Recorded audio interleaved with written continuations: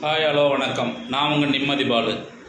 இன்றைய தகவல் பார்த்திங்கன்னா, எல்லா வீட்லேயும் அதாவது செல்லப்பிராணிகள் வளர்த்தே ஆகணும்.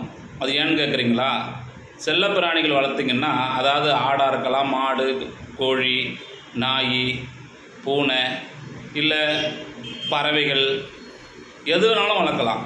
இது ஏன் அப்படின்னு கேட்டிங்கன்னா, அது வளர்க்கும்போது நம்மளுக்கு வரக்கூடிய கஷ்டத்தை அது தாங்கிக்கும் அப்படின்றதுக்காக தான் வளர்க்குறது. அப்போது ஒரு பெரிய பாதிப்புகளில் இருக்கிறோம் அப்படின்னு கேட்டிங்கன்னா, அந்த பிராணிகள் வளர்க்கும்போது அந்த நமக்கு வரக்கூடிய ஆபத்தை அது தாங்கிக் கொள்ளும். அதுக்காக கண்டிப்பாக வளர்த்தாகணும். நம்ம நகரத்துக்குள்ளே இருக்கிறோம், வளர்க்க முடியல அப்படின்னா, இருக்கிற இடத்த பொறுத்து ஏதோ ஒன்று சின்ன கிளி கூட வளர்க்கலாம்.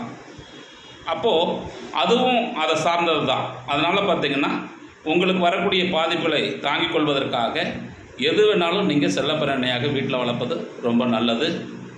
நீங்கள் வளர்த்து பாருங்கள். உங்கள் குடும்பத்தில் உள்ள கஷ்டங்கள் அது விலகி போயிடும்.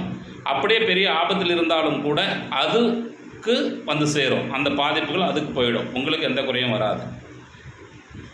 நன்றி, வணக்கம். சப்ஸ்கிரைப் பண்ணுங்கள், லைக் பண்ணுங்கள், ஷேர் பண்ணுங்கள். நீங்கள் சப்ஸ்கிரைப் பண்ண தான் நாங்கள் இன்னும் சில தகவல் கொடுத்துக்கிட்டே இருக்க முடியும். எங்களுக்கு ரொம்ப ஆர்வமாக இருக்கும். அதனால் தயவுசெய்து சப்ஸ்கிரைப் பண்ணுங்கள், ஷேர் பண்ணுங்கள், கிளிக் பண்ணுங்கள். நன்றி, வணக்கம்.